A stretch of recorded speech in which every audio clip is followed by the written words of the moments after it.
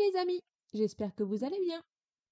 Aujourd'hui, j'ai décidé de vous lire une histoire qui s'appelle Comment élever le monstre du placard d'Antoine Doll et Bruno Salamone.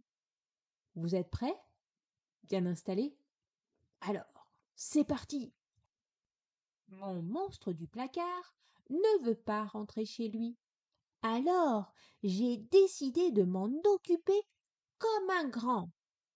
Je passe mes journées à le surveiller. C'est fou, je n'ai même plus le temps d'écouter papa et maman. Mon monstre du placard n'est pas très effrayant. Au milieu de mes peluches, personne ne le remarque.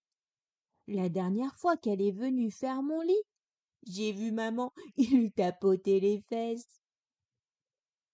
C'est mes autres doudous qui vont être jaloux. Je ne dois pas faire de différence. Mon monstre du placard n'aime pas recevoir des ordres. Oh, je lui donne des bisous. Mais n'allez pas croire que c'est lui qui fait la loi. Non mais oh, je fais des bisous baveux, juste pour l'embêter. Mon monstre du placard doit se laver tous les jours. C'est la règle. Mais le pauvre, il est allergique au savon.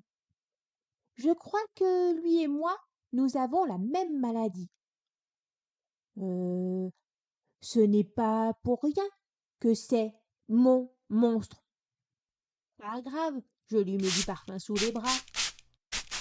Mon monstre du placard n'aime pas trop s'endormir. Alors je lui raconte des histoires jusque tard dans la nuit. Il déteste celles des princes qui sauvent des princesses. Il dit que c'est pour les cornichons. Mon monstre du placard ne veut pas se brosser les dents le matin. J'ai l'air de quoi, moi, avec une pince à linge dans le nez? La bouche de mon monstre, oh, c'est une bouche d'égout. Même les mouches m'offrent du dentifrice. Mon monstre du placard raffole des dessins animés. C'est fou, il les dévore. Je les regarde avec lui tous les matins, juste pour surveiller qu'il mange bien ses céréales plutôt que la télévision.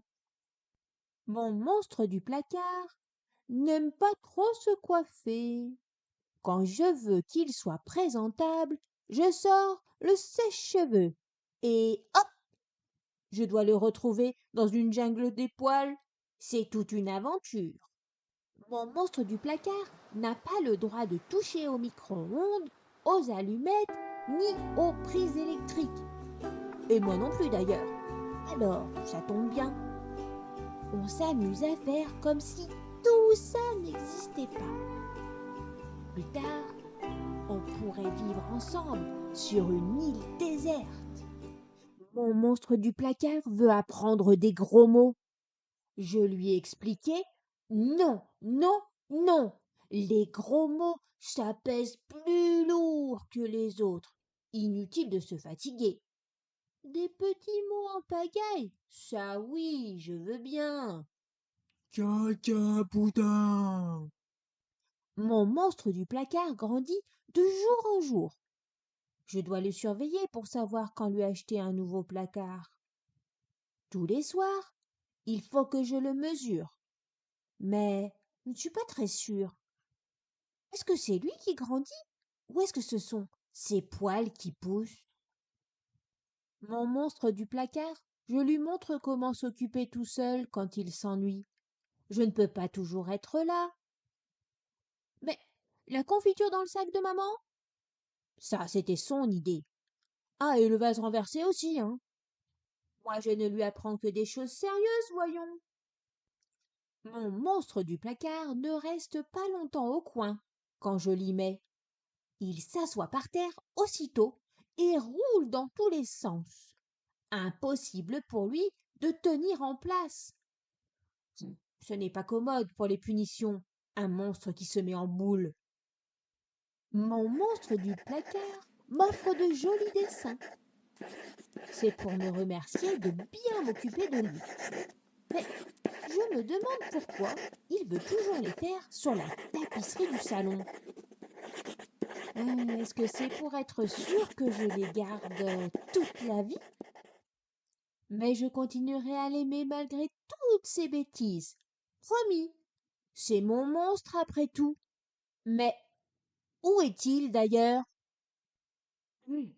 Psst, venez voir. Vous savez comment on élève un petit humain, vous? Et voilà les amis, l'histoire est finie. J'espère qu'elle vous a plu. Si toutefois vous avez dans votre placard un petit monstre, essayez de bien l'élever. Allez, à la prochaine!